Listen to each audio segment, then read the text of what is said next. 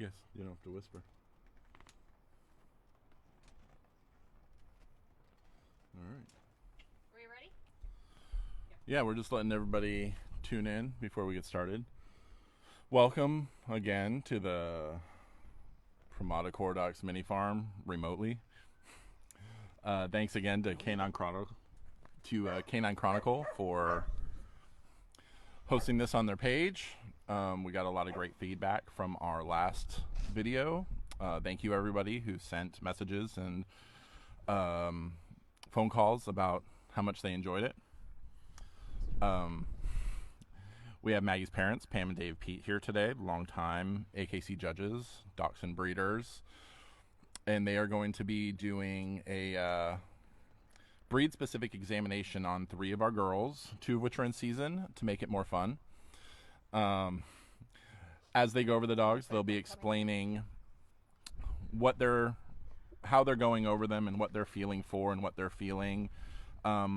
We will do the priorities that they feel they need. We'll do a little question in between each dog. So we'll start with Pam. She'll do a dog, couple questions, another dog, couple questions, another dog, couple questions, and we'll switch over to Dave and do the same thing. Then at the end, we will do another Q&A.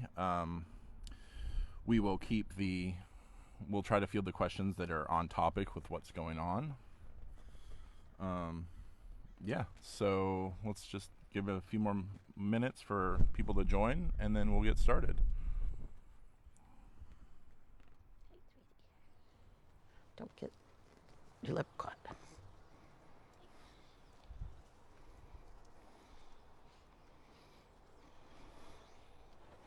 Oh, we have food. It's really good. Using your pork chop. Mm-hmm. It's under my pork chop. Pam, would you like? Yeah. Last time we were going to talk about our Color Street nails from Janice Hayes. They weren't in yet. Thank you, Janice Hayes. Color Street nails. Not sponsored. Not sponsored. Week old. Not that I've done much. Well, sewing, but that's it. So we'll do a table examination, and then we'll go down and do a sort of a modified down and back and go around to fit into the camera view. This is going to be less about going over structure like we did as a breeder, and more from the point of view of a judge and what they are looking for as they're judging the dog. Remember, you get 2 minutes. This will also, as well as being a breed-specific exam, they'll go over some of the tips and techniques that maybe future or prospective judges would be interested in, as far as doing ring procedure and things like that. So I think we've been up for about 5 minutes. We can go ahead and get started, unless you guys want to say anything first. No pressure, Mom. Okay, one of the things that I'd like to go over is some of my pet peeves on when people examine dachshunds or judge dogs in general. 2 of the 3 varieties, what you see is what you get in most situations. So this breed, as much as they like it, you don't have to massage them. However, there are certain places that you must touch. And if you don't, and I'm at ringside, I'm liable to say something to you. The other thing is, when you're judging dachshunds, don't check their temperament on the table. Most of them have had bad things done, like nails, too much brushing, that kind of thing. When I'm going to judge a dachshund, I would start about 4 or 5 feet from the side, stop and look at the overall outline. That's because I have already had the move. When this breed comes in the ring, I don't care if there's 20 of them or 1. They all go around first. You never get down and set up a dachshund in my ring. I don't want to see how good Maggie Peat or how bad Pam Peat can set up a dachshund. I want to see how it moves. Then when I get to the table, I'm looking at what does the structure say about the movement. I walk up to them, I stop, I look at them. I'm looking for an oval chest. I'm looking for thick, tight, arched toes with thick pads. I don't care if those front feet turn out slightly. Our standard is very specific. They can turn out slightly. If you've ever tried to stand and you're a larger person with your feet straight ahead, it's not comfortable. You turn it out slightly, just like a dachshund. I walk up, look at its head. I ask the person to show me the bite, and I look at it from both sides. Some of these handlers are very good at camouflaging issues. Remember, scissors is fine, level is okay, anything else is a serious fault. I look at where the ears set. Please do not pick up the ears on a dachshund. Nowhere does it say they have to go to the end of the nose. These aren't foxhounds or coonhounds. I look at the shape of the eye. Almond, dark. I run my hand up here. Very slight stop, slightly rounded. It's a wedge from both directions. That means here and here. And there better be an underjaw. And you should be amazed at the size of their teeth. To quote one of my instructors, they have big effing teeth. All right. I don't examine the front from the front. I look at it, oval. I'll run my hands this way. I'll put my hand underneath here or run it down this way. This is like a lady's underwear bra. If you don't hit something there, it's not a good front. Oh, good, I could scratch my nose. River. Okay. I'm going to cheat and feed. It's okay. This isn't appropriate baiting technique. You should bait, not feed, but they're not been in the ring, so I'm going to feed. And please, please, please don't feed your dog when I'm going over the head. By now, if you want to feed him, I don't care. I'm going to run my hand down here. I want it to flow gently. And I don't care if I'm doing the front, they sit down. I'm going to run my hand this way, find the point of shoulder, then I'm going to go like this. That was the withers. Point of shoulder, end of the upper arm. Does it wrap around? Reach under here. Back this way, end of ribbing. And please, find the end of the keel. You got to put your hand up farther underneath so they can see it because she's hairy. Okay. I'm looking for the end of the keel. I don't want to have to do it from here, and you will find them. The standard is very specific. Reaches well back of the front legs. And ribbing, the end of the ribbing is here, but the keel is here. This is the ribbing, not this way. How long is the loin? Now, normally I would have already been done. How long is the loin? Where is the top line? From the withers to the start of the croup is the top line.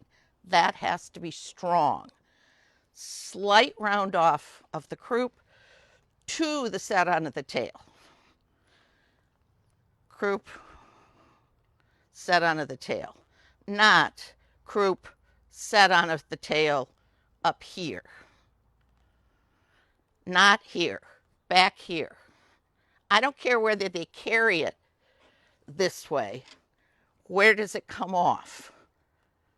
And I check the whole tail, all directions, for kinks, curves, strictures, whatever. I will tell you, they will tell you that it got kinked in utero or it was broken. I don't care, it's a defect, but it's a fault. If I have to get all the way to here to have a problem, he's a pretty nice dog. Come around to the back, feel the hock. Do I feel them all over? No. And I'm done. Back feet are smaller, but they still are tight, thick pads. A Dachshund with bad feet, thin pads, flat, splayed out. What was the word we used? Dead baby hands. TT feet. They do not have TT feet. Big, flat, thick padded feet. Snowshoes. Thank you, David. Okay, I've been over the dog. That's it. Now we're going to... Your 2 cents on the dog? Okay. You're going to wait till it moves. Well, I don't care what it looks like standing on the table. I want to know what it looks like using the pieces that I have not felt. I have a pretty good idea what it's going to do. So in your mind, right now, when the dog is going to move, you have an impression of what you Right. think it's going to move like. Right. If I've got an upright shoulder, if I've got a short upper arm, I'm not saying that's what she has. I'm saying if I get this square line here, if I get this board level top line, if I get a tail that comes out in the middle of the croup, if when they're standing there, the front is very wide, short upper arm, they're going to move like an Affenpinscher. Now let's see what this little girl will do for me. River.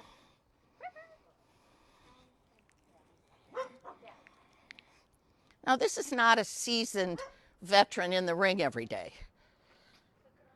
I watch them go away. That's the first thing you're going to see. I want those rear legs parallel, a little wider, but not spraddleast. And when they come at me, I want those front feet to come forward, nice thick pads, and when they stop under themselves. You ready for my go around? Yes, please.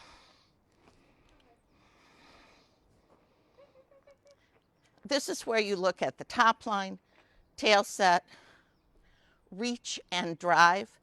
These don't do a flying trot. Their feet should stay close to the ground. Up, up, up, up, up. Okay, she should be able to walk into a bait stack and you should see curves, arch to the neck. I'm looking at this bitch. Now watch Maggie fix the front, bring the head forward, give me an arch of neck. She holds her top line. She stands out behind herself. The hocks are straight. If I did that, she would not look like that. But even now, look at where her foot is in the front. Look at the angle between her neck, coming in to the withers, and then straight out. And the top line is not a board. It's flexible. Thanks, Maggie. Okay. So stand where Tom wants and give your 2 cents on this dog. Where do you want me, Tom? Behind the table. Okay, this girl I found to be of a lovely size.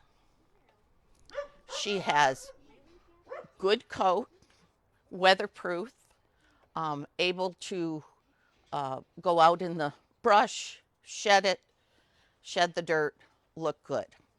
She had nice feet. She had a pretty solid top line. She has a very pretty head.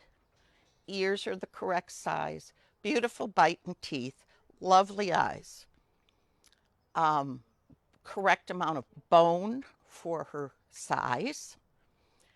Her front, I would say, she has a lovely prosternum, but it's a little further forward and a little straighter than I'd like. When I looked at her on the table and felt it, as I ran my hand down her neck, I ran straight into her withers, not down and out. She had the dimples in the front. She had a nice oval front. Basically, she had a slightly shorter keel than I would like, better than probably 70% of the dogs I touch. It's behind the front legs, and the lowest part of the body and the ribbing is below the front leg. Her loin is a little longer than I'd like. She has a beautiful croup and tail carriage. Her rear, as with her front, is a little more narrow side to side than I would like. But it's very true. There's no hocking in. It doesn't flip out to the side. It's a very nice quality bitch. So while Maggie's getting another dog, let's take a couple of the questions we have. Lori Emmentrout asks, will you deduct for having whiskers? Absolutely not. You get extras for having whiskers. I love whiskers. And I will tell you that I usually don't even notice them, because if you've never cut them, they just lay them back when you look at them. Okay.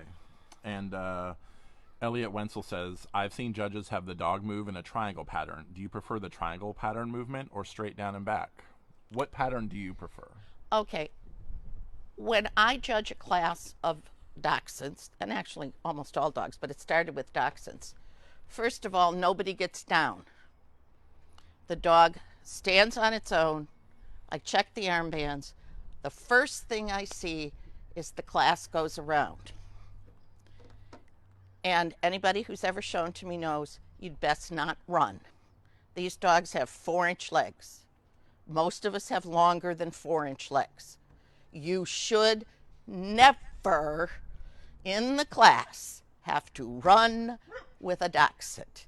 And as some people will tell you, you run in my ring, you lose. So I prefer them to go around.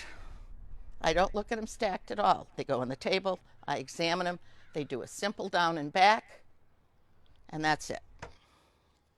All right, we're going to take one more question, and then we'll put another dog on the table. If you keep asking the questions, if we don't get to it right now, we will have a Q&A at the end. So don't worry, we'll try and get to everybody as best we can. Okay, so the final question before the next dog. Tracy Lee asks, how much air do you like to see under the dog between the keel and the table? Less than a fist. However, more than 2 inches. They have to be able to do their job. And remember, these dogs come in various sizes. So this dog that weighs 30 pounds is going to have a little more air under it than this dog that weighs 10 pounds. There really are 10-pound Dachshunds, folks, honest. Okay, so we're going to start with another dog. And if you're asking questions right now, we don't get to them towards the end, please re-ask them because I'll lose them up in the feed. So, yeah, just want to let you know. All right.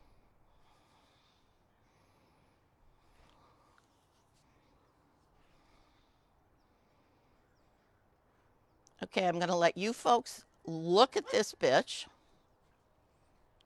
just like I would do if I was judging her. The first thing I noticed when I looked at her as Maggie was setting her up is she's got really big feet. And Dachshunds don't dig with their feet. They dig with their mouth and they push the dirt out of the way with their feet. But they also beat the brush. So big, tight feet are great. I stop and I look at her from the front, look at the shape of her head, where her ears set, her eyes, No. her pigment. No. Now, these dogs are all red. If I was judging a black and tan, if I was judging wires, if I was judging a dapple or a piebald, I would be looking at eye pigment, eye rim pigment, the nose, the lips. If I looked at this dog and she had a brown nose, that is incorrect and would be a large fault. If I looked at this dog and she was black and tan and she had tan on her ears, that's a mismark. Whether she's a dapple or not, that's a mismark. Remember, this breed is a chondroplastic dwarf. From here up is normal size. All the proportions are normal. From here down, it's like God took the legs and went whoop and smushed them. To do that, the bones are curved. The vessels go the wrong way, as the vet will tell you. All right, I'm going over this bitch. Look at her head here. Please show me the bite. And no, we don't check all the way back. Now, this little girl's got a little chip off of one of her canines. Big deal. Not a big deal. No, I noticed it, but I didn't care. Run my hands over here, hit my breastbone, put my hand under here. Now, when I put my hand under here, I better get something filling it. You get a handful. Stand, Allie.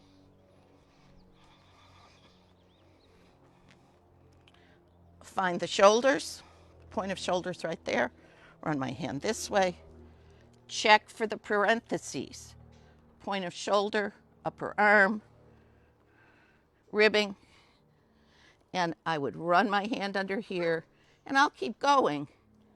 But you better get something behind the leg, and the deepest part of the chest should be hidden behind the front leg. Down here, feel the ribbing. It's okay. Again, goes down to meet the set onto the tail. Feel the whole tail, feel the rear. Good girl, Al.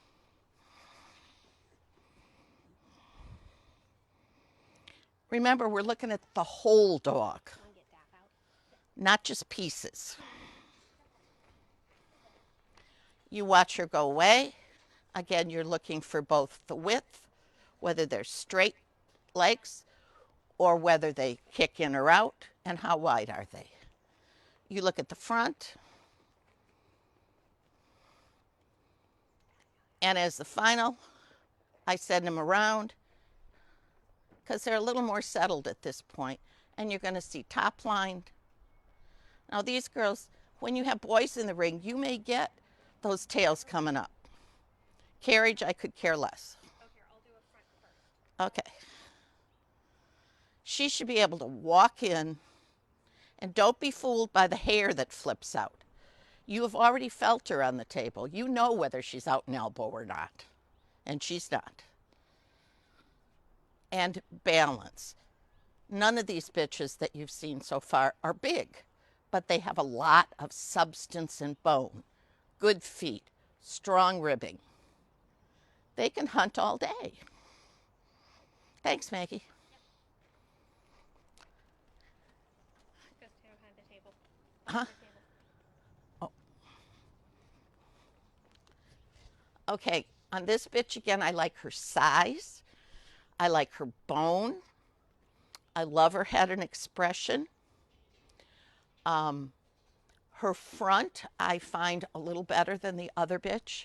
She's got a little more width, a little more layback like this. A Dachshund front is not like this. A Dachshund front is like this, which means it curves in and then comes down like this. Everybody corrects it that way. But naturally, when they come in, they may stop with a slight turnout. That's okay. And a Dachshund, because of its length, it should stand out behind itself. This isn't like a pug or an Affenpinscher, that it's a square dog in a box. The front is back, the rear is out behind. This little bitch, I like her front better.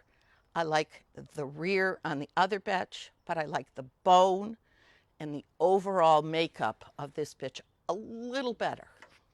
Not much. All right, so we'll take a few more questions while Maggie grabs the last dog. Joe Brady asks, what are you looking for in movement? The movement on a Dachshund should be smooth, effortless, purposeful, active, and it should make you think of strength, not not light, not airy, but it also is not overly animated. You don't get a lot this way, you don't get a lot this way, you don't get flipping. Movement should be smooth, easy. They should look like they could go like that all day long.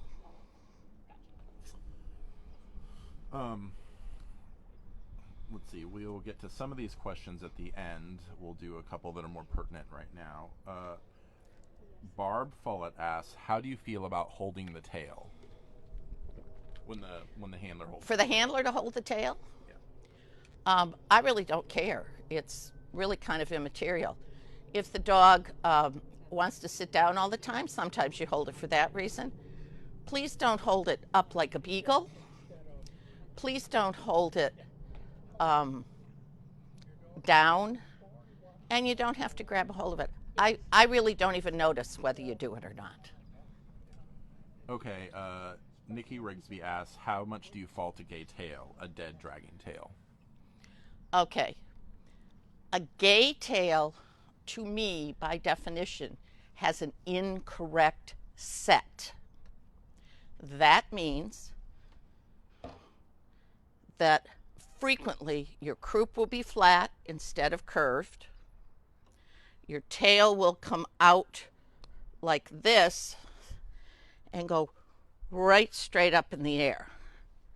That's defective. Remember, that's how you get these guys out of the hole.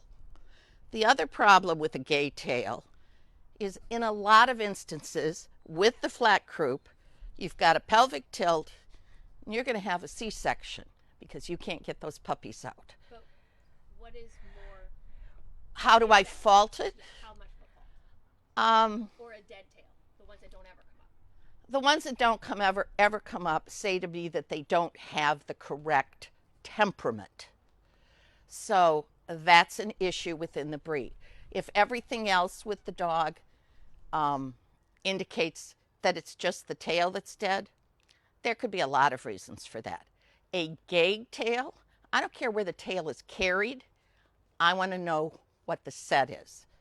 A bad set, to me, is a problem. Is it as much a problem as a straight front? No. Is it as much fault as bad feet? Depends on how gay and how bad the feet are. Right. So that kind of tells you where it falls in the... We'll take one more question before we move on. Let's see. Janine Starling says, "If you have a wonderful specimen but is over or undershot, does that take it completely out of competition in your view?" A wonderful specimen, meaning it's got lots of really nice qualities. So if you have a dog that is, say, a 6 of a 10 with a perfect bite but no serious faults, and a 9 out of 10 with an over or undershot bite, who would you put up? It would depend on how far over and under, one. If it was a reverse scissor, I wouldn't like it. But if it was put together well, I would probably put a 9 dog with a reverse scissor over a 6 dog. In other words, I would look at the pluses in the breed and things that are hard to get.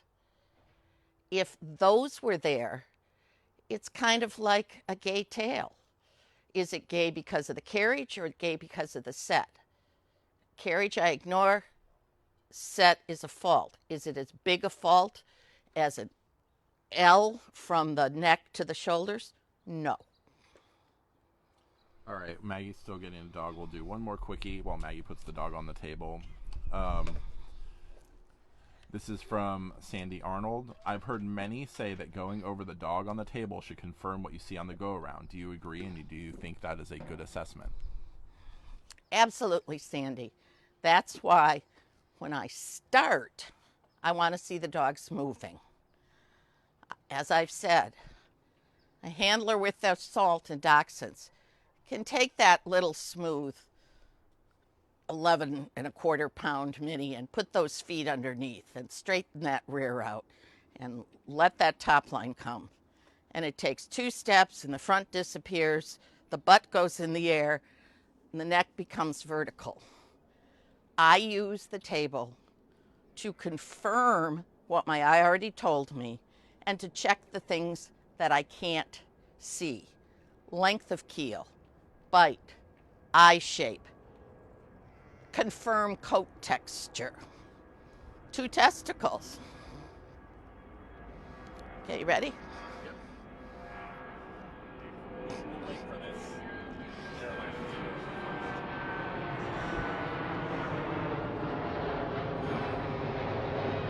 Welcome to the mini farm.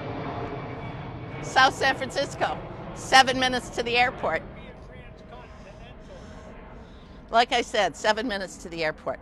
Is this bitch older than the other 2? Yes, significantly. Yes. Okay. So we did them in age order. The youngest bitch was first. She's 2. Barely. The second bitch is 5.5. No. Allie turn is 4. 4. And this bitch is 6. Okay, the reason I asked that, for instance, when I judge the bred by class, if I have a question, I always ask, what is the age of the dog? Because a lot of us show youngsters, puppies, and bred by, and I'm going to look at a 10-month-old differently than I'm going to look at a 3-year-old. Also, anybody that says the Dachshunds don't change, shoulder placement changes, substance changes, carriage changes, bone changes, heads change, bites change. Okay, again, I've already seen her go around once. I'm now going to look at her. All right. Now you will notice there are little white spots on her muzzle, and she has black and white whiskers. I would not have even noticed that, and I certainly am not going to comment on it. It's immaterial. She has a beautiful underjaw and a Roman nose. We're losing those. They're not supposed to look like borzois, guys. She has beautiful dark eyes.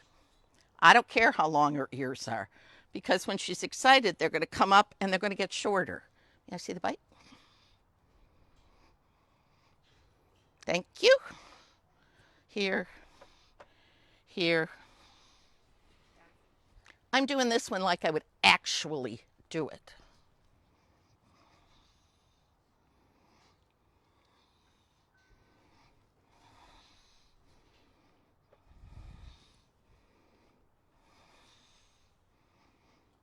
All directions on the tail.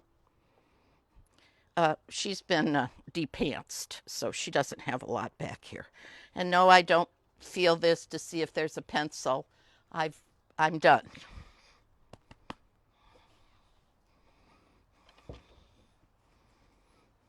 All 3 of the bitches had good coat.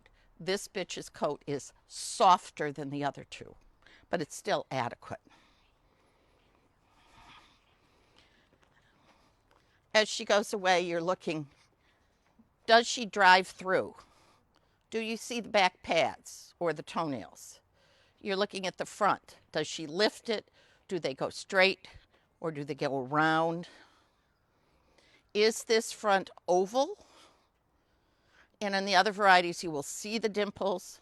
Depending on who groomed it, you may see them on this one. I'm not even noticing her hair. On the go around, does she hold her top line from the withers to the set-on of the croup, or does it dip in the middle?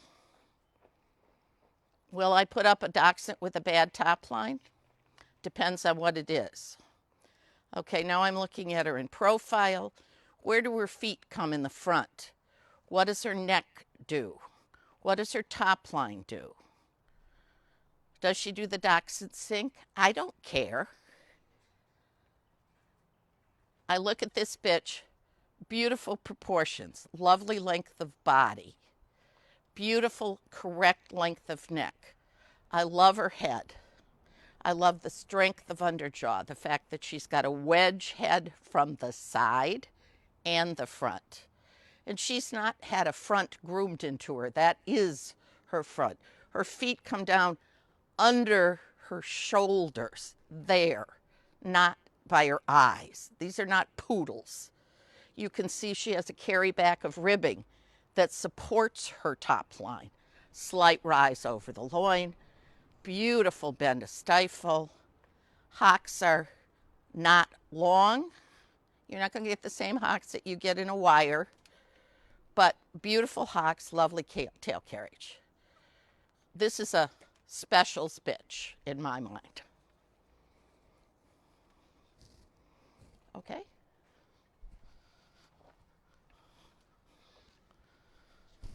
I gave you what I considered the positives on her. How would I change her? Might change her coat a little bit, but she's dirty, so it's hard to tell. I love her head. I love her balance. I love her attitude. Bone. If I was to change her, I'd do the same thing I do to 110% of the Dachshunds. I'd lengthen her keel. I'd shorten her loin. And that's it.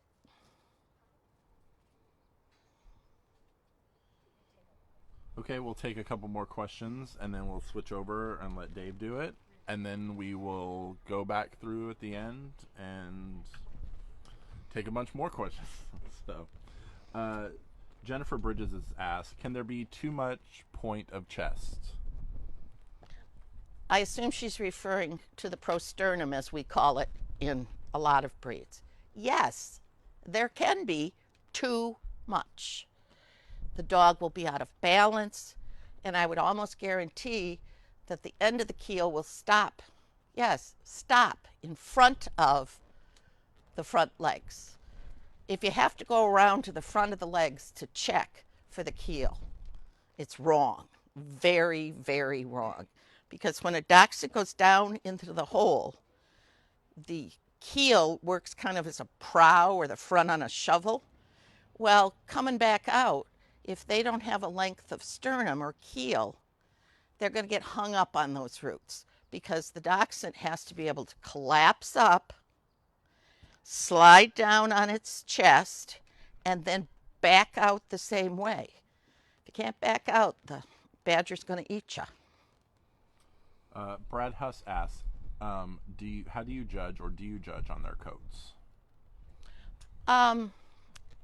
It comes in as a factor, especially, but you look at different pieces. In a smooth, I want a coat that's going to be protective. That means you're not going to have bald spots, you're not going to have bare areas, you're not going to have a really fine coat. These are working hunting dogs. They should be able to handle it. That's why they should have a looser, pliable skin so it doesn't get caught on things, it moves. The wire hairs are to have a double harsh coat. That means they have an undercoat and they have a thick, wiry, harsh coat. And no, they do not have to look like a miniature schnauzer. The standard says they look like a smooth from a distance. Well, that being said, they don't have to have a huge beard. They don't have to have miniature schnauzer eyebrows. And they certainly don't need to have big, fluffy furnishings. A dog with a correct coat, you're not going to get those kinds of furnishings on. Long hairs. These dogs work in the field. You should be able to take a dog, let him work all day, mud, whatever, put him in his crate or her crate. 85 to 90% of that stuff should come off. And you should be able to brush the rest of it out. A good long hair coat, you have trouble getting wet. It should be weather resistant. And the long standard says not so profuse as to mask type. Look what they did to Cocker Spaniels. All right, one more before we switch over to Dave. Bernadette Wagner asks, how do you judge temperament? Temperament is something that you judge the entire time they're in the ring. It's not something that I specifically judge, except all dachshunds in my ring will get a temperament test. I've assessed them all the way through their time in the ring. On the down and back, when they come back to me, I put my hand out. They must stand their ground. That doesn't mean they have to come up and touch me or look for bait, although frequently they'll snap at your fingers looking for bait.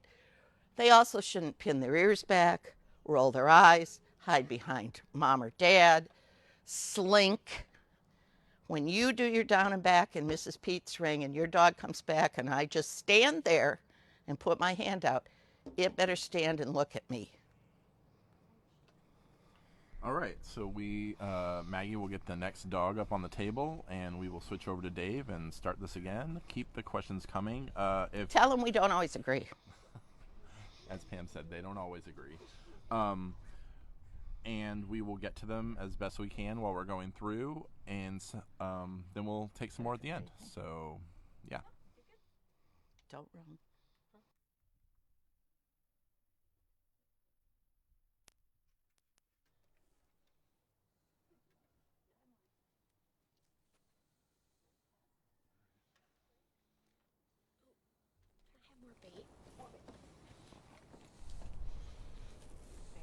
All right, so Maggie's getting some more bait, and Dave is mic'd up and ready to tell us how he thinks. All right, I'm going to change it up a little. We're going to go on the ground first. Pam told you earlier that she likes to see the dogs move. I'll never forget the first time I judged Dachshunds many years ago. I walked into a class of open miniatures. I had 5 or 6 dogs, and I looked down, and I was thrilled. I had 4 dogs that had beautiful 4-chest level top lines, nice short hocks. I was beside myself and saying, "Ooh, this is going to be hard." Then they stood up and walked. And it was like, oh my God. But then I said to myself, why are you surprised? A good handler can make a bad dog look good. A bad handler can make a good dog look bad, standing still. It's harder to do both when you're moving.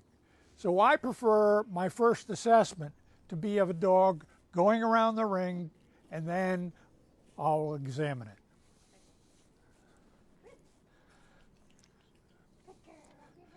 So right away I see a girl who's nice and sound, carries a reasonably good top line.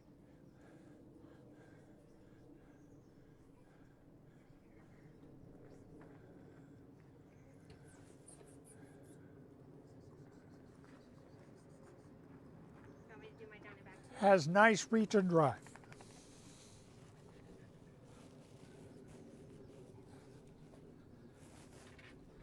Now I would fully expect that the structure of this dog will be consistent with what I've already seen. So I'm going to look at the finer points. I'm going to look at the dog. I want to see a wedge-shaped head. I want to see a nicely little rounded back skull. And, if possible, a little bit of a Roman nose. Okay? I'm going to come down. I want to see that where the end of that keel is. I'm going to go down here to see if we have depth of chest. When I do this, I'm also evaluating whether I have a round or an oval. Okay? So, I can see her feet. This bitch has nice feet. Her toes are a little on the long side. She has a nice ear set, good eyes, nice pigmentation. And personally, I don't check bites until the end. Why is that? Because I find that most dogs and most handlers have a hard time keeping their dog's attention on the table, and the second you start checking mouths, they lose their concentration. So we're going to skip the bite. I'm going to come around here. I'm going to feel this dog's withers. Okay, there we are. We have a nice layback. We have a good return of upper arm. We have nice carry back of rib to a reasonably short loin. Nice keel. They can't see that on that side. You probably should be upside. Nice keel. Nice short hocks. Good tail set. Good solid tail. This bitch, you could pull this dog out of the hole with no problem. Pam mentioned the importance of the front and the keel when the dog is in the hole. The tail is equally important. If you have a dog stuck in a hole and you want to pull it out by its tail, you have two issues. If you have a kink or a break or a curve, you won't be able to pull the dog straight out of the hole. The other thing is, if your dog has got a tail set straight up in the air, guess what's going to happen to that tail in the hole? It's going to go straight into the top of the hole. And you probably will have a hard time even getting it, grabbing it. Take her down and back.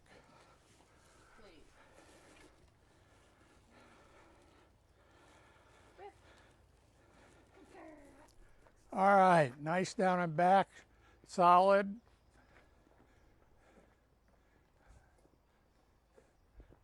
Coming back at me, very nice. Remember, as they move, they tend to converge. They're not going to be equidistant, straight as an arrow. They're going to come together. But when they stop, they'll be pretty straight. And then temperament test, as Pam said, we just want to make sure that they're not going to back away.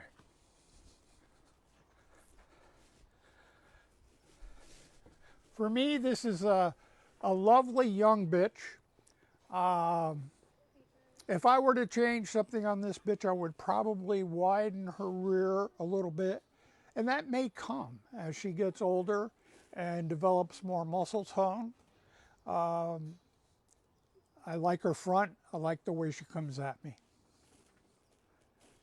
All right, let's take a couple questions while we get another dog. This goes back to, let's see, where was it? Barbara Burns asks, I've seen some with Roman noses. Is this appropriate? This touches on that you actually like a little Roman nose. Actually, it is appropriate. I believe one of the last, not the last, but a couple of revisions of the standard back, we were asked to remove a reference to another animal, and it used to talk of a ram's nose. And so that was removed. But we still want, and it's still appropriate, to have a dog that's nose comes and just slightly breaks down. Let's see here. Danny Gonzalez asks, do you judge the three varieties differently besides coat type? If so, what do you look for in each? They are all the same dog. We had a conversation this morning, and it was one of those that I felt for the first time I had a better understanding of why new judges have a very hard time. We're just going to pause for the airliner. We're going pausing over. for the intercontinental fight.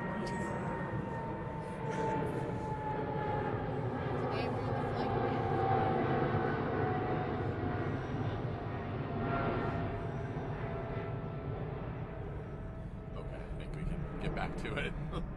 The Dachshund standard, as long as it is, and it's one of the longest, is remarkably short in terms of information for the judge. There are very few specifics.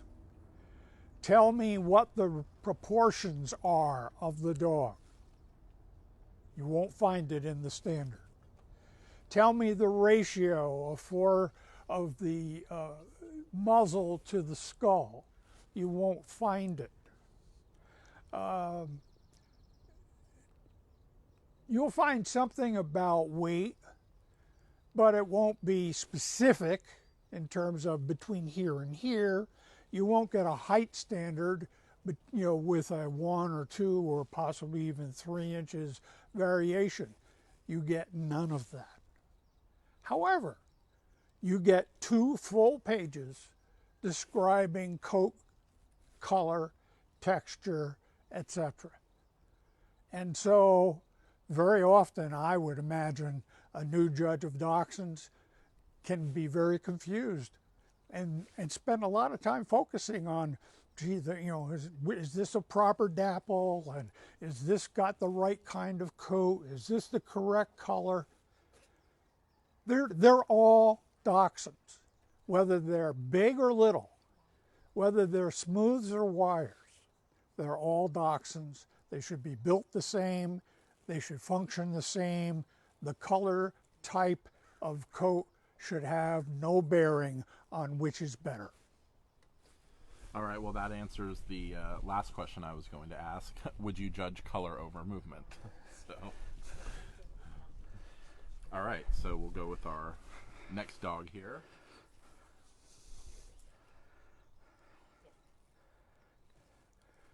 Just make like a round teardrop, big teardrop. All right, so moving away, it's hard to see with the thickness of this dog's tail, but the rear tends to be a little narrower. Coming at me, I'm seeing what I think is a very nice front. However, and this is important for you new judges especially, you might have taken a quick look at that and thought, gee, that looks a little wide. And frequently, grooming can move your eye and change what you think you see. This bitch has very nice furnishings on her front legs. If these are left untouched, they will get pretty long. And they can throw your eye. They can come out like this. We had a friend, a breeder of wire-haired Dachshunds, who was a wonderful person, a wonderful breeder. She bred dogs for many, many years. Became a judge. She was a fabulous Dachshund judge, except when it came to long hairs. Because when she judged the long hairs, she could not look past the hair. So, this one, again, head, eye shape, pigmentation, forechest, roundness, no, oval, yes, beautiful feet, nice tight in the elbows. Again, nice smooth lay in of the neck. There's your upper arm, there's your shoulder, consistent with what I saw moving. Rib cage, keel, set on a rear, nice tail. I'm just going to interrupt for a second. There's a few comments about the jumpiness when they're moving. It's not your feed. It's just, I need new cameras. So. All right, let's take her down and back. I want you to especially watch the front as it comes toward you and look for that hair that throws your eye. Going away too.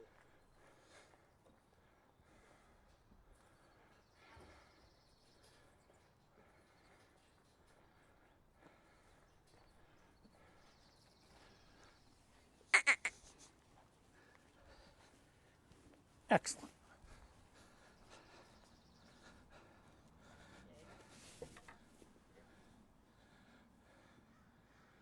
Standing still, look at the beautiful front on this dog.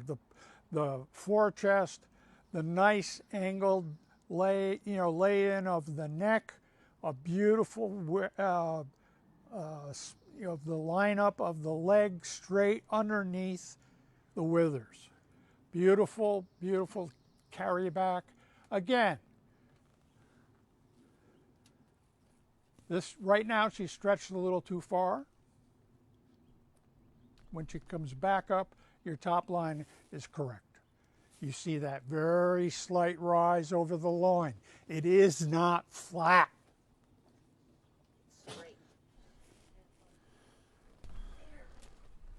Pramada hat. So Terry Carter asks, any chance that we could see the heads from the front? And I will answer this. Yes, at the end we'll put some dogs back on the table and turn them the other way. Let's see here. How do you judge on the bitch's underjaw? Well, if you've been watching, if you were a rep, you should have given me a fail on both of those dogs, because at no time did I check their bites. Yeah, but I did. That's really when you're going to see the strength of the underjaw, because you're going to see a width of jaw and an occlusion of the front teeth that tells you that this is very correct. If you have a narrow jaw that does not carry really forward, you will get a very snipey look to the front. And so underjaw, to me, you see it more looking at it from the side and when you check the bite. Leslie Earl asks, what defines short hocks when they are half the height of the dog?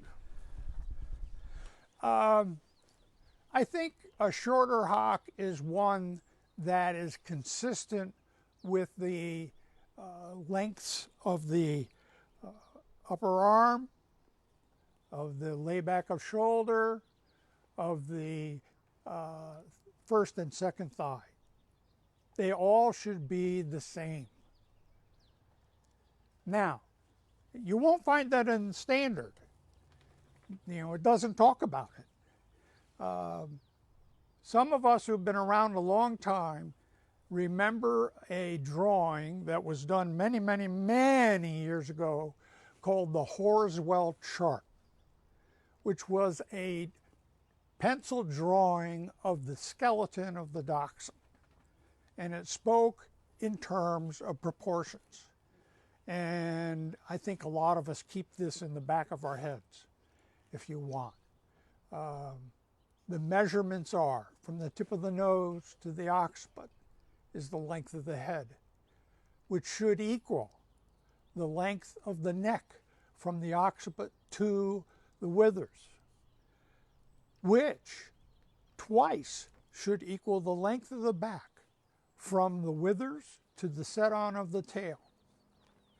Again, and the tail should be a single repetition of the length from the tip of the nose to the occiput. Again, height is going to be approximately 1.5 of that length. All right, one more quickie as Maggie gets ready with the last dog. Deb Loeffner asks, are rear dew claws a fault? The rear dew claw is not spoken about, but they should be removed. Okay. Let's do It makes it, think of it this way. The problem is a lot of people don't understand the importance of a rear in a dachshund. When a dachshund is in the den, in the hole, trying to move forward, as we've said, it digs with its teeth. It plows with its prosternum. It pushes the dirt out of the way with its front legs. And it propels itself forward with its rear. And if you have a rear that does nothing but dig forward and come back and stop, driving the rear up to the top of the tunnel. It does nothing to move the dog forward. And Pam has already discussed carry back of rib, carry back of keel provides that angle necessary for the dog to slide up and back over any kind of an obstruction in the hole, like a root. Let's do the last bitch because we're well. And to add to the dew claw question there, if you have dew claws on the rear leg and they're propelling down a hole with roots and bark, as we've seen on dogs with rear dew claws, they just dangle there. If that gets caught up on a branch or a rib, it's going to get ripped off. It's not only unnecessary, it could create a problem. And it doesn't do anything. We have 30 minutes. Okay. Oh. We have 30 minutes. All right, here's our last bitch. Beautiful rear movement. A little soft in the top line. Beautiful coming at me. Did you step on something? She says, this isn't nice grass. It's not flat like a rubber mat. Did you step on something? It's her rear mag. Check her rear. I think it's rear. It's this one. There you go. Want to try again? No, that's right. Put her up.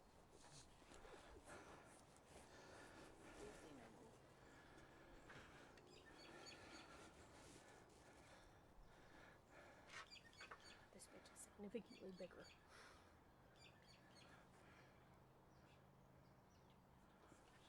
So Maggie just whispered that this bitch is significantly bigger. She's also our senior citizen, so to speak. We had a question about underjaw. This is underjaw. See it? See it? Move your hand. It doesn't come like this. It doesn't come like this. It's under the dog. You can see it when you look straight on.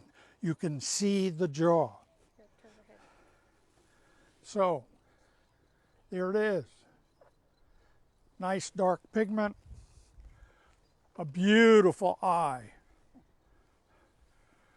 A beautiful head. Ear set. Could be a little higher, but I'm picking nits. Beautiful forechest. Nice oval. Good feet, maybe a little long in the toe. That could be a function of conditioning.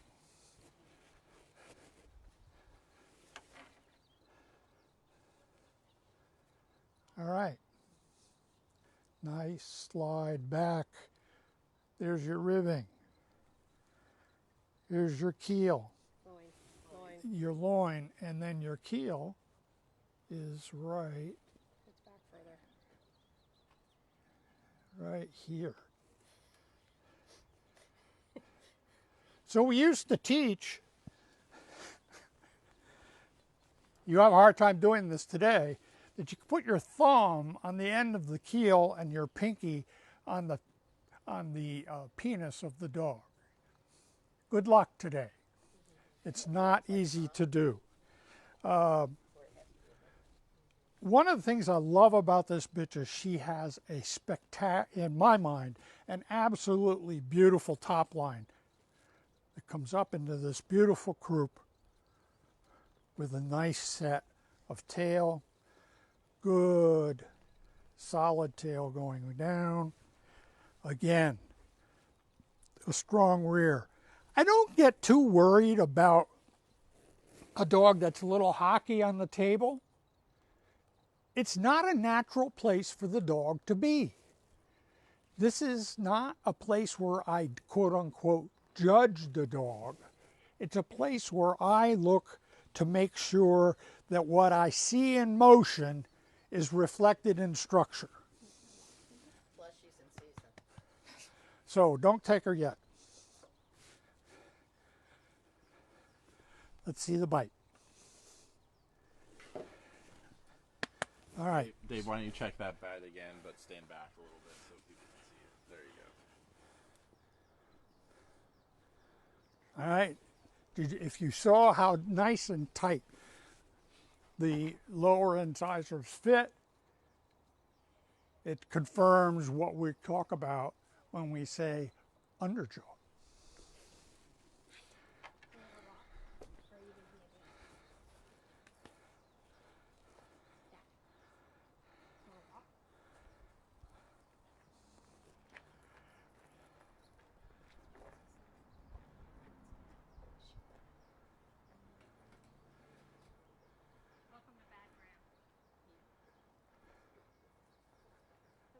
She's all right. She's a princess.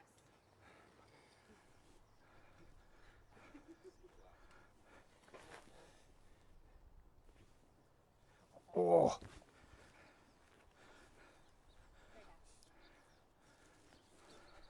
Am I too close? No, that's fine. I mean, you can stand back a little bit, but...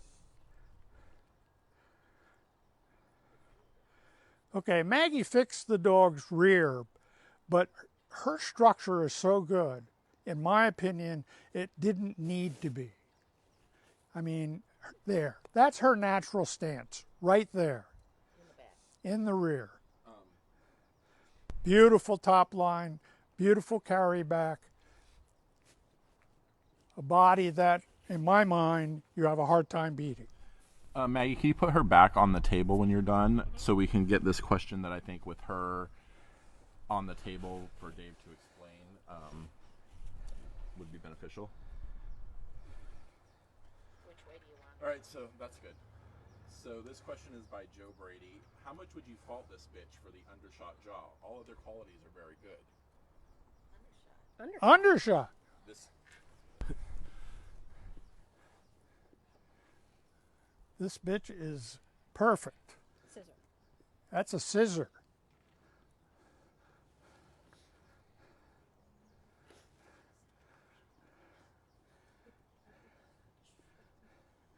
These are the lower teeth. They fit tightly underneath and behind the upper teeth. And the canines are. And the canines correctly mesh. That's why I check both sides.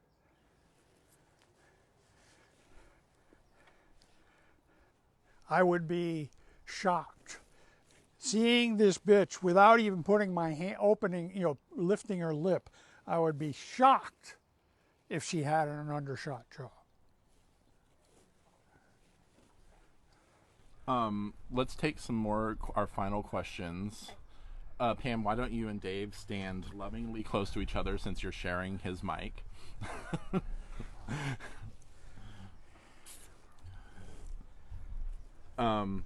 So we had a question earlier and people asked, why don't you discuss together, how would you guys have placed these dogs? I'll go first. I would put the first bitch, number one. Excuse me. The last bitch with the beautiful underjaw that I said was specials quality, I would have number one. The first bitch, I would have number two. And the second bitch with the absolutely exquisite feet, I would have placed third. The reason why I would do it that way is that I felt the overall balance. You got to stay here because you got my mic. I have to talk to your chest. I like the overall balance on the number one bitch more than the number two bitch. The overall certain qualities in the second bitch I absolutely adored. And I would use her for breeding to certain dogs. The youngest bitch, the first one, I've known for quite a while. And today I would have put her second. The overall winner of the class, and probably the variety and maybe even the breed, is the older bitch, who, by the way, has had 2 litters and one of the things I would say is that first bitch, once she's had a litter, that rear very likely will widen out a little more. It's very true, but it'll widen out a little more. And that's the way I place them. Well, to me, the senior citizen is far and away the winner of that class of 3. Yep, Far and away, without a doubt. first time around. You know, the second she takes a few steps, even when she doesn't like the ground that we have to move her on, her body, her structure, her carry back of rib, her head, her underjaw, her eye. Her bone. Only if I were to change something on that bitch, the only thing I would change is I would make her coat a little harder. And once again, that may be a function of age. It may be a function of having 2 litters. Or dirt. Or who knows what else. I would differ with Pam on the other 2. Always we do. And that's because I think, for me, the second bitch is a little stronger reach and drive. She's a little smoother going around. Uses herself and better. uses every ounce of what she has. The young bitch is extremely pretty, but to me not quite as accomplished in terms of going around the ring. It may be a function of age. It may be a function of muscle tone, because the fact is, as dogs get older and they develop muscles and muscle tone, they can do one of 2 things. They can either get better or they can get worse. And load up in the front and do bad things. And that's why in every litter, we always kept 1, 2, or 3. Maggie's pick, David's pick, my pick.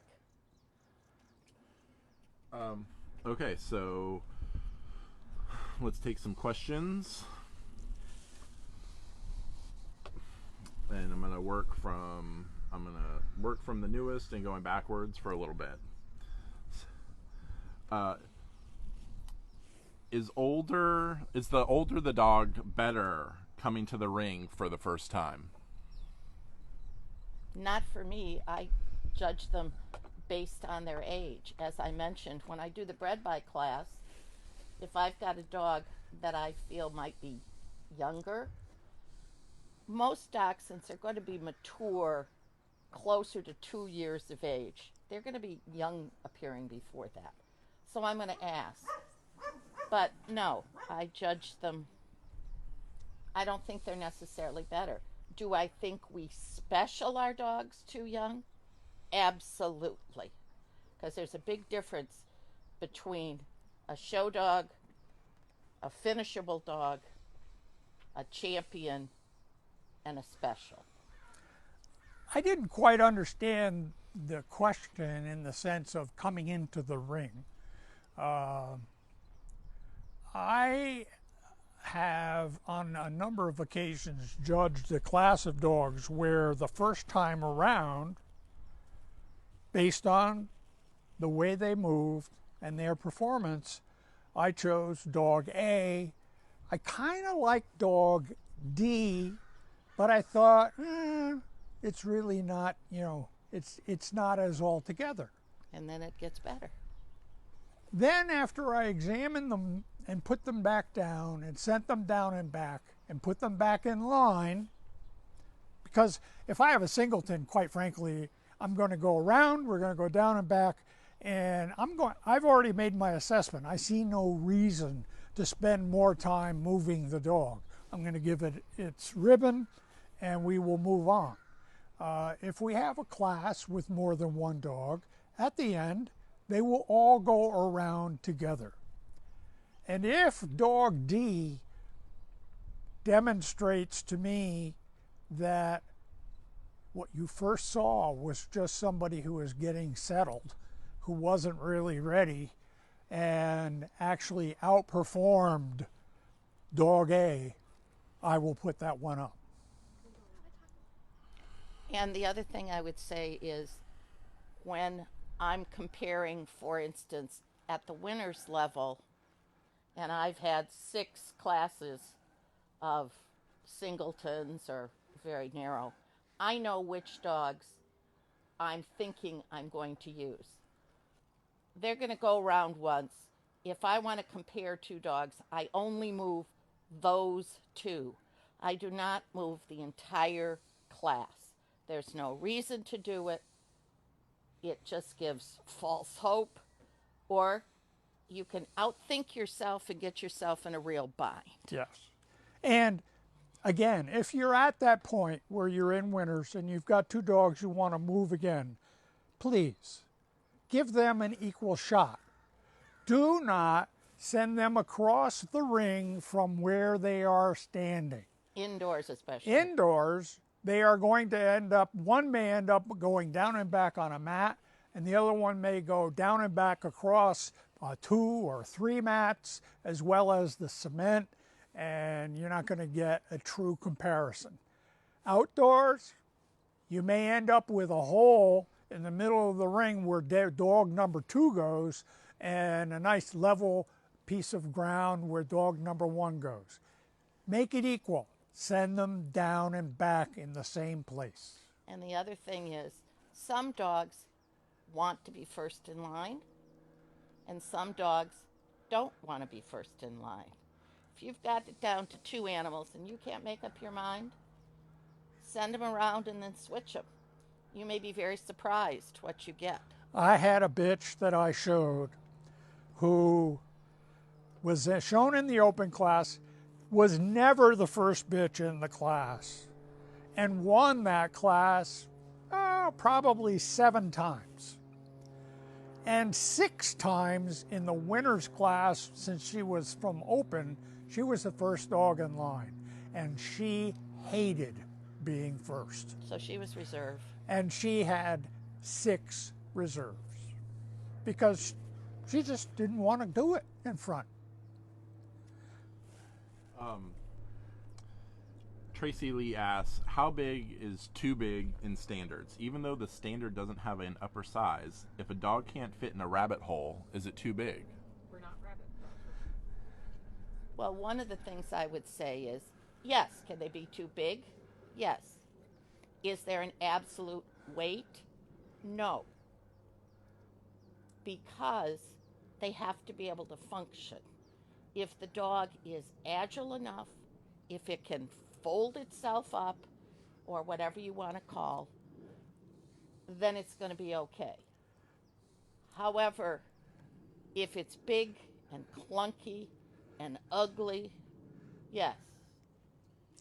Can it be too small? No. Can it be too fine-boned? Yes. Yes. Well, first of all, standard Dachshunds were not bred. Our standard Dachshunds were not bred to go to rabbit holes. If you're in Europe, they have what's called the Kaninchen Tekel, which is the rabbit-sized dog, which is probably closer to our miniature and would go into the hole easily. The 11 to 16 pounders. Are really a really big Kanichen's a little standard dog. It depends a lot on its structure, if it's got the correct oval chest, if it's got the correct carry back of rib, if it's got a correct front so that it can move underneath the ground. It might be harder for that dog to accomplish its job, but it's not impossible. I think back to one of the first dogs that we had that actually was Maggie's first special. And his name was Bert. And Bert was a pretty good-sized dog. We happened to be at a show where there was a demonstration on Earth Dog. And one of the neat things was that they had a plexiglass section of an earth dog tunnel that had a plastic root in the middle of the section. And we sent Bert into this hole. And he went right over the top of that root and came right back out over the top of that root. So really big. If you get into a dog that's close to 40 pounds, I think you're going to have a hard time for that dog to do its job. And in all likelihood, it's not going to look correct anyway. It's probably going to be round. It's probably going to be clunky, heavy, or bone. It's probably not going to have the correct angulation. Ugly head. A head too that would not be pleasing, or as we've been known to say, stop a train. You know, frequently that's what you end up with, a really, really large dog. So we've had a few questions on to elaborate more on the Dachshund rear, and specifically to talk about sickle hocks and longer hocks that seem to be more prevalent in some people's eyes in standard long hairs. So Maggie has another bitch to put on the table, so you can kind of go over rear angles, maybe into a little more detail in what you're wanting to see. Okay, from the side. Let me move over here. Oh, because you got the mic. Okay, first of all, this should be a series of right angles. And they should be approximately the same length. And we're going to get approximately. They're not going to be exactly. But if you get this bone is short and this bone is long, you're going to get it this way, or it's going to come way the heck back. And what's going to happen is the rear is going to come up underneath her tummy, tap her tummy, and come straight down again here. And the front's going to pull this dog all over the rig because this part isn't functional. It's not providing propulsion. So when they say sickle hock, we're talking about this appearing to be a sickle. One piece. One piece. Here, we also call them belly tappers or tummy scratchers. They come up way up here. That's not reach. Okay? And they very rarely come past the vertical. We talk about seeing the pads. Actually, I think I prefer to see a little bit of the toenail. The other thing is, you heard me say something about the Dachshund sink. Well, if this dog is built correctly, she can bend at that stifle and sink right down. If she won't do it. If she has a long hock, she's not able to do that. You won't see it. The other thing is, if you have a longer hock here, and let's say it is coming through this way, well, if this is not balanced with the front and it pushes through, one of two things happens. It either goes that way, out, so you see this,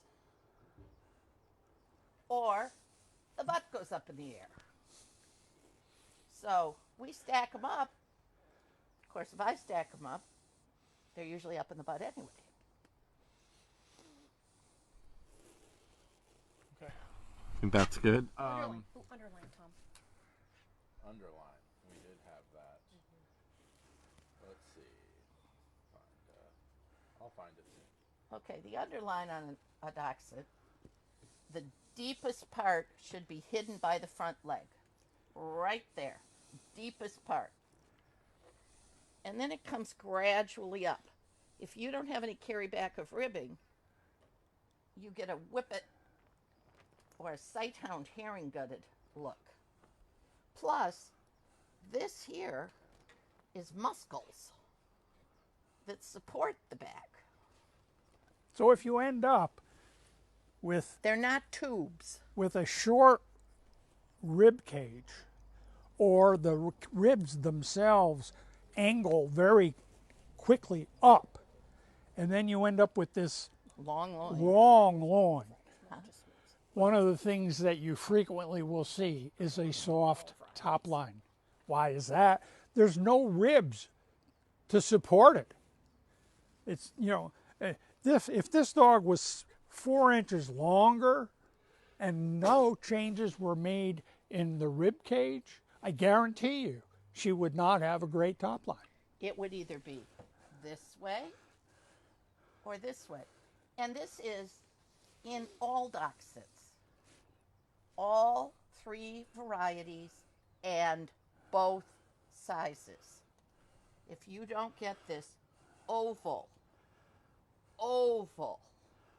short loin, long rib cage, good strong rear, you can stack them up all day long. Talk about, this is something as somebody who's in the ring all the time.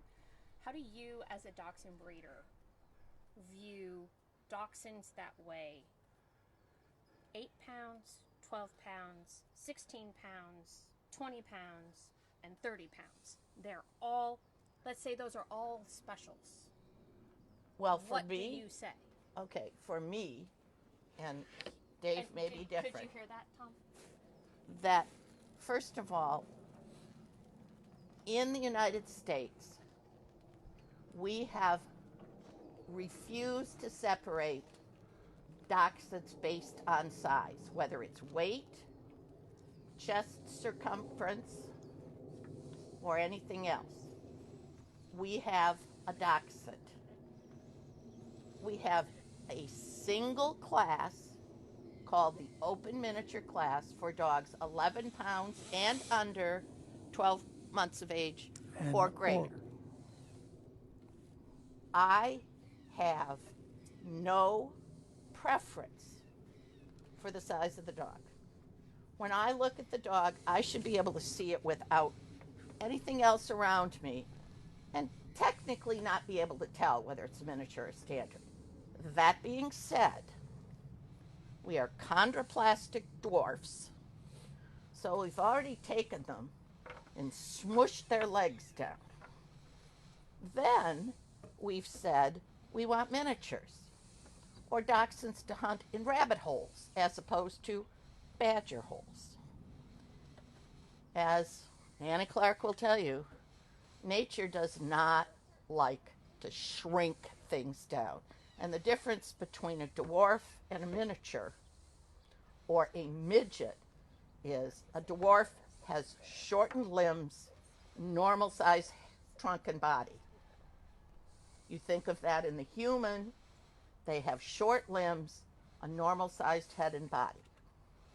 A midget, like Tiny Tim, the guy in the circus in the 20s, you take the whole person and shrink everything down.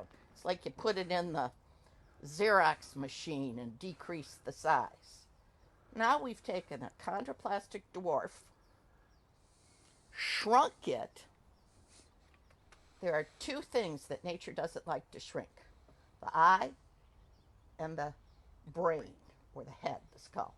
So if I put 2 dogs, and this is me personally, on the table, and I grade this standard as an 8.2, and I grade this miniature as an 8.1, and the only difference is that this miniature's back skull is slightly wider, or the eye is slightly larger, which of course would make it a little more round, the miniature's going to win in my class, because this one was harder to get and produce.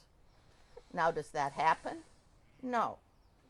The reverse of that is, if I have the standard in the ring and it's an 8.2 and the miniature is an 8.2, I ain't going to put the miniature up just because it's a miniature. It won because of the positives. How do you feel? I really feel that size is secondary. I want, for me, when it comes to judging those dogs, it's going to be how they perform, how they utilize what it is that God gave them. So it's going to come down to movement. It's going to come down to the basic structure of the dog. Attitude.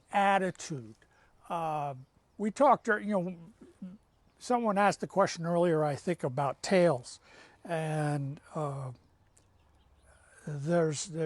somebody talked about a tail that never came up, that stayed down. If you've been around long enough, you know that there's two reasons why that tail is like that. One could be attitude. Attitude is most likely going to be the cause if the dog had a correct set.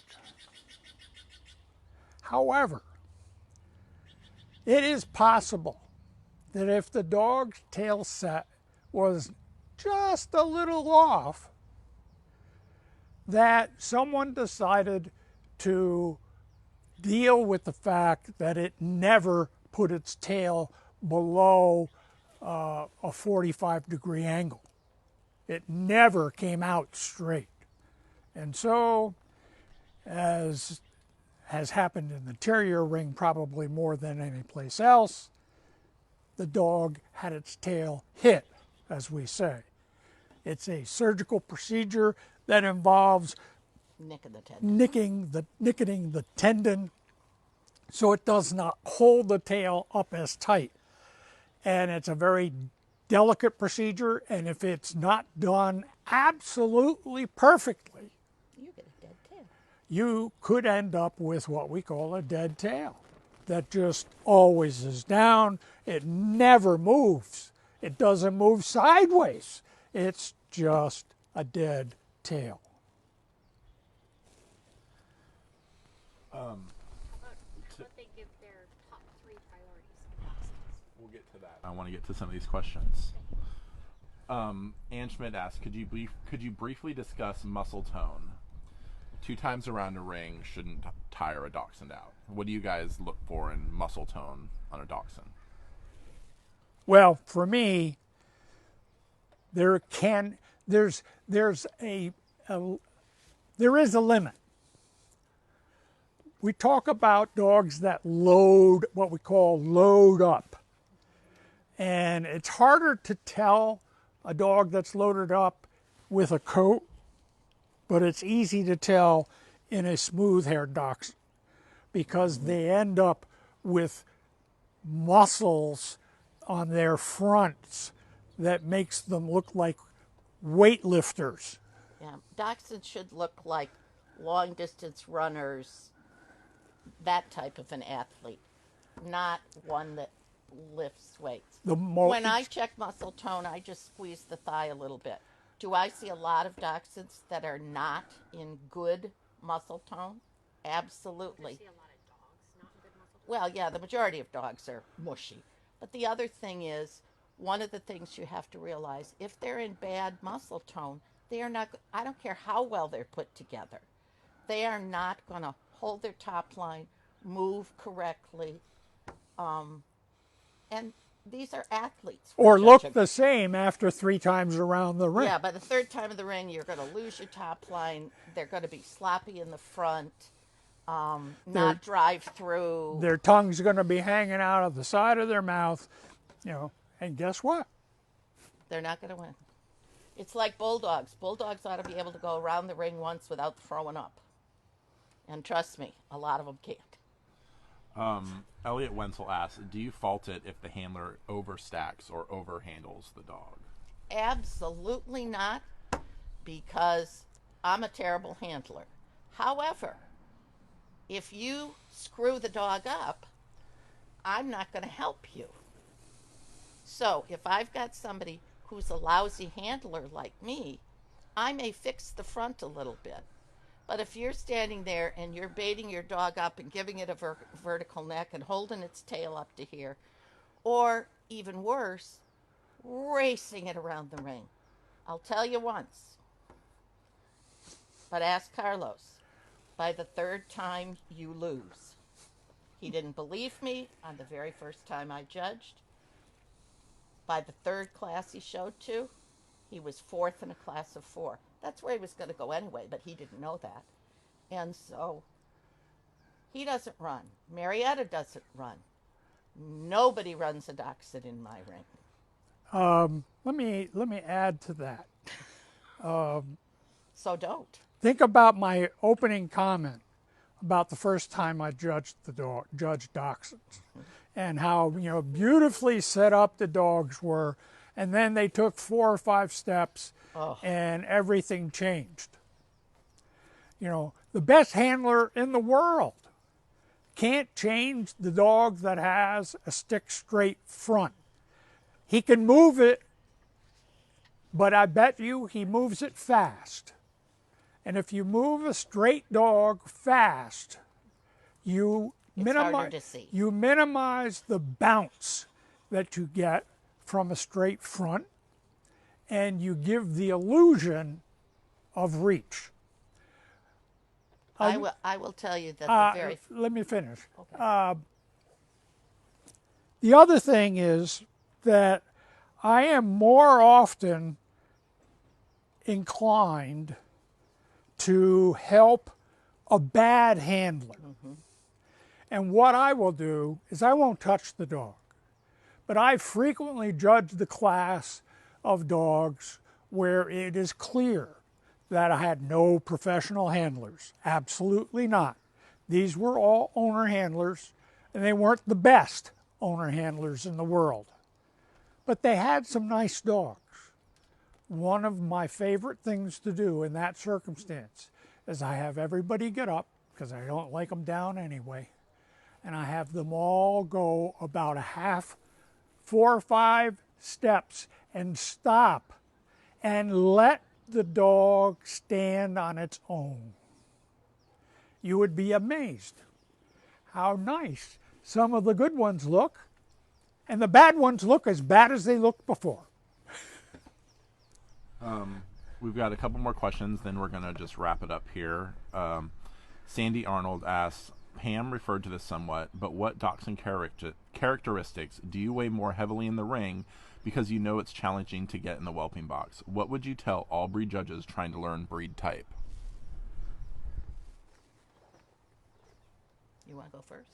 Or you want me to? If you have a dachshund that does not have a forechest, that does not have a keel that extends past the leg, Behind the front legs. behind the front legs, that has a roached top line, Up in the head. you don't have a good dachshund. You don't understand dachshund type. To me, the first thing I look at as they go around is I want the proportions. This is a long, low, level, not straight dog.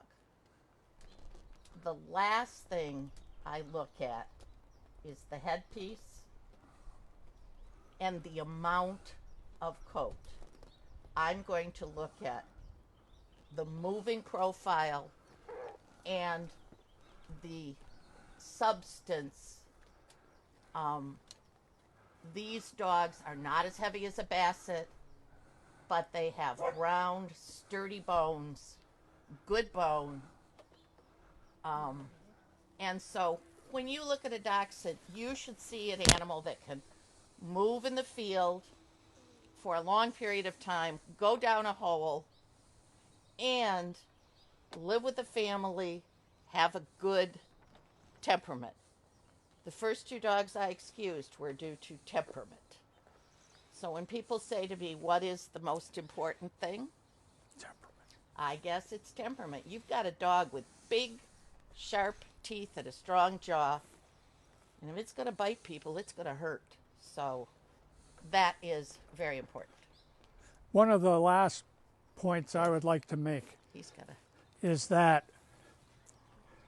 if you come from a short-coated breed and you're going to judge Dachshunds, spend some time looking at longer coated breeds and wire coated breeds so that your eye can get used to ignoring what the hair does. And the last thing I would say is, these are chondroplastic dwarfs. They have short legs. If you're coming from working, sporting dogs, herding dogs, if you aren't used to looking at short-legged chondroplastic dwarf dogs, you are going to have trouble. Get into the mode of that. Think about it. Okay, we're going to wrap up here, and we're actually going to have Maggie interview and ask her parents a few more questions to close out. Yeah. And then yeah, we'll finish up. Okay. So these are questions as judges. So Okay. make sure you have your judge hat on. Not my mom hat. Not your mom and dad hat, and not your Pramada breeding hat. I want your judge hat on. Okay. Tell me what you think when you're judging. Do you compare, how do you evaluate efficient side gait versus speed and flash? Okay. And wait, and before that, and is that more important than the standing still picture? To me, a moderately trotting Dachshund is the most important way I evaluate them.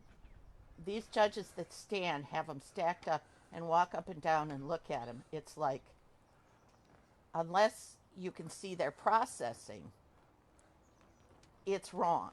You cannot judge Dachshunds standing still, period.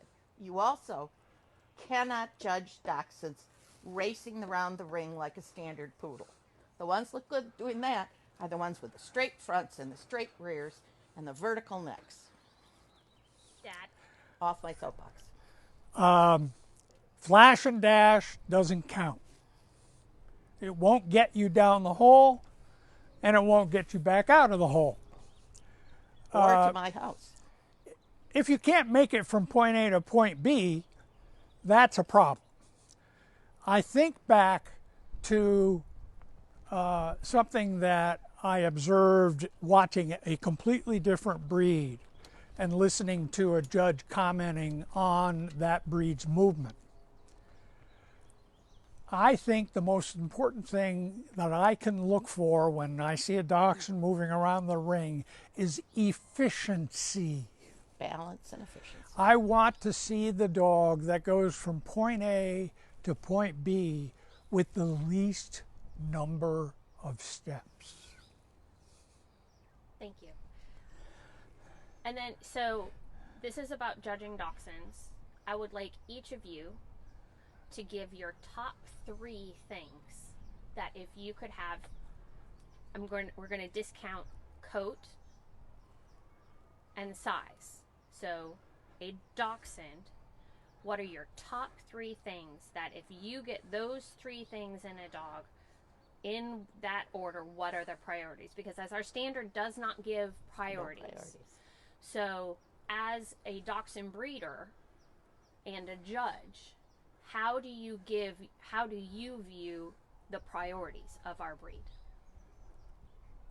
For me, the priorities are front. Can you be specific? Are you talking about prosternum, or are you talking about shoulder angle, or are you talking about the whole thing? I am talking about the entire front structure of the dog. So if the dog has a big prosternum standing still, but it has a straight shoulder, it's not a good front. It's not a good That's front. not a good front. No, I'm talking about it's got prosternum, it's got a good layback of shoulder, it's got a nice long upper arm, it's properly set on the thorax of the dog. That's number 1. Number 2, I want a balancing rear that can motivate the dog forward and not have the dog try to pull itself around the ring or in through the hole. Third, I want a body.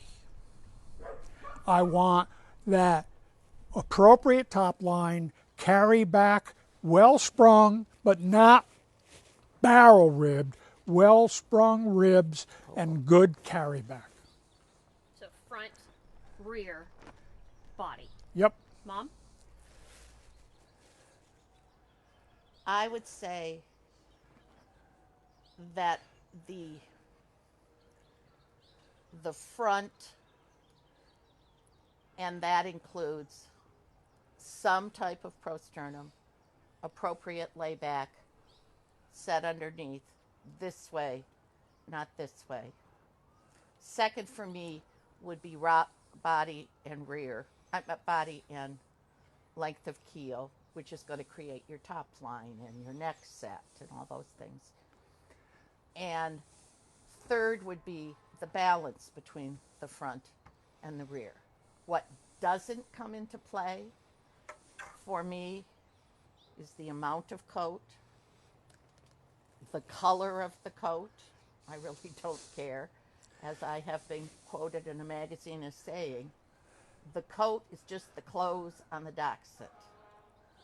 A good dachshund doesn't come in a bad color or pattern, and a bad dachshund doesn't come in a good color. So balance is important. Form follows function. And can you guys, just to wrap up, your pet peeve when you're judging dachshunds, we already have moms. Mm-hmm. And if you don't know it. And if you don't know it, make sure you ask before you show to her. Dad, do you have a pet peeve when people show to you? Yeah, my pet peeve is the person who does not understand that dogs look different at different speeds. And therefore, they have never taken the time to evaluate their own dog, to know in their own mind that I'm going too fast or I'm going too slow. And so they take what might be a very nice example of a dachshund, but because they don't understand the concepts that come into play, they move it too fast and they get too narrow, or they move it too slow and the butt goes up. And the butt goes up in the air and they get too wide. But yet, the same dog with a different handler who knows what they're doing, it looks completely different. That's my pet peeve, because I'm trying to find the best dog. I don't really want to find the best handled dog. And as a judge and someone who educates, I got a couple of hints for doxy judges. I kind of touched it in general. One, obviously, don't let them run.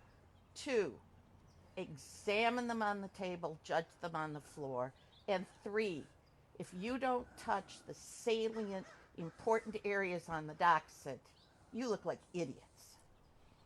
Dad, so Mom just gave, that was my final question. So we gave some pointers to people watching as exhibitors, but as prospective judges or current judges, what is your pet peeve or most important thing you want to see judges do when they're judging dachshunds, be it an exam or while they're moving or what they're making their final decision on? What to you is your biggest complaint when watching? Massage. Specific to dachshund. I am always amazed when I watch someone put their hands on all the right places, but then is unable to translate that into how the dog moves. They find the nice long return of upper arm. Or the layback. They find a nice layback of shoulder. The pretty head. They find a beautiful head, but then the dog goes into the ring and is up against the dog that's less well constructed, but is moved fast, or Lots of has flash and dash. lots of coat, or is always stacked up with the front stuffed in their face, and they can't find the dog that they felt had the best structure. And the last thing is, please, these are Dachshunds. They don't like to stand like little statues. They're active. When you stand and look at a group of Dachshunds stacked up, they're not going to stand there for hours. And it makes you look like you don't know what you're doing. When in doubt, move them. They'll sort themselves. Thanks, everybody. Okay, so first we want to thank Pam and Dave for taking the time to do this. And some people have commented on the beautiful backdrop. We just want to say that that was a gift that Pam made for us. So we'll show that nice little quilt off. We want to thank Canine Chronicle for hosting this on their page. We appreciate it. We've had some questions asking where we could see the video we did last time. That should be up on the Canine Chronicle videos history. It is also on our Pramada Koradox YouTube page. You can find that at Pramada Koradox on YouTube.